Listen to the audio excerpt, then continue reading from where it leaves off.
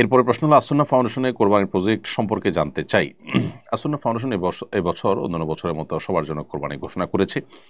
আপনারা জানেন যে আমাদের অনেক প্রবাসী ভাই বোন আছেন যারা দূর দেশে থাকেন। নিজের কোরবানি নিজে করাটা তাদের জন্য কঠিন এবং জটিল হয় অনেক ক্ষেত্রে। আবার অনেকে দেশে আছেন কিন্তু নিজের এখলাস এনশিওর করার জন্য, নিজেকে ঝালাই করবার জন্য মাঝে মধ্যে তার কোরবানিটা দেশের প্রত্যন্ত অঞ্চলে গরিব দুঃখীদের মধ্যে করে তার গোশত তিনি বন্টন করতে চান।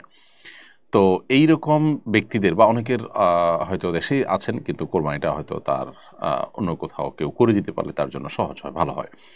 তো এই সমস্ত ব্যক্তিদের জন্য আমরা আসন্না ফাউন্ডেশন থেকে প্রতি বছর কোরবানির ব্যবস্থা করে থাকি এবং এখানে আমরা যেটি করি যে আমাদেরকে যারা কোরবানি করার দায়িত্ব দেন তাদের তরফ থেকে আমরা কোরবানি করি। আর শরিয়ার দৃষ্টিকোণ থেকে কোরবানি এমন একটি ইবাদত যে ইবাদত একজন আরেকজনের তরফ থেকে প্রতিনিধি হিসেবে করতে পারে।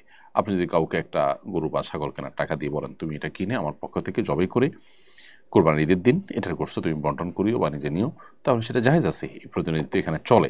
তো সেই জায়গা থেকে আসন্না ফাউন্ডেশন এটি করে আসছে। এবছর আমাদের ঘোষণা হলো একটি পরিপূর্ণ গরুতে আমাদের আনুমানিক 98,000 টাকা খরচ হবে। তো 98,000 টাকাই চূড়ান্ত করা হয়েছে যে একটা গরুতে আমরা 98,000 টাকা খরচ করবো ইনশাআল্লাহ। যদি এর কোনোটা থেকে যায়, সামান্য কিছু ফাউন্ডেশনে থেকে যাবে দান হিসাবে, আর এর বেশি যাতে না লাগে সেজন্য আমরা ওইভাবে নির্দেশনা দিয়ে থাকি।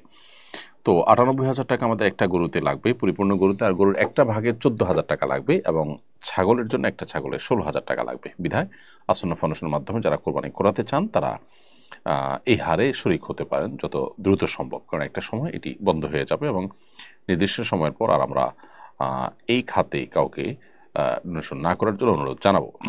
এবং এই কোরবানি পশুগুলো আমরা দেশের প্রত্যন্ত অঞ্চলে, বিশেষ করে উত্তরাঞ্চলে গরিব এলাকাগুলোতে আমরা কোরবানি করে তার গোশত বিতরণ করে থাকি।